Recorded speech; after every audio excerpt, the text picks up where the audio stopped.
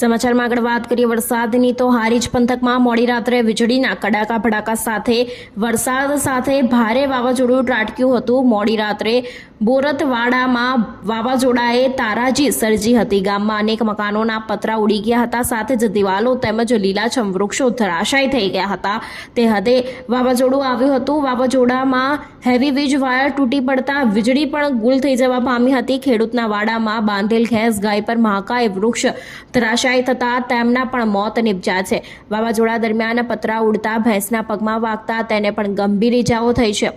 રૂપિયા 1 લાખ ઉપરાંત 2 પશુઓના મોત થતા ખેડૂત પરિવારમાંથી આભ ફાટી નીકળ્યું છે। સાથે જ ખેડૂત પરિવારે સર્વે કરીને સરકાર પાસે વળતરની મોટી માંગ કરી છે। જ્યારે વરસાદ આફત બનીને આવ્યો હતો હારીજ પંથકમાં। સમાચારમાં આગળ વાત કરીએ હારીજની તો હારીજમાં મોડી રાત્રે વીજળીના કડાકા ભડાકા સાથે વાવાઝોડું સાથે વરસાદ આવ્યો હતો અને આખી તારાજીની સ્થિતિ સર્જાઈ હતી, જેમાં લીલાછમ વૃક્ષો પણ ધરાશાયી થયા હતા અને વીજળી પણ બંધ થઈ ગઈ હતી।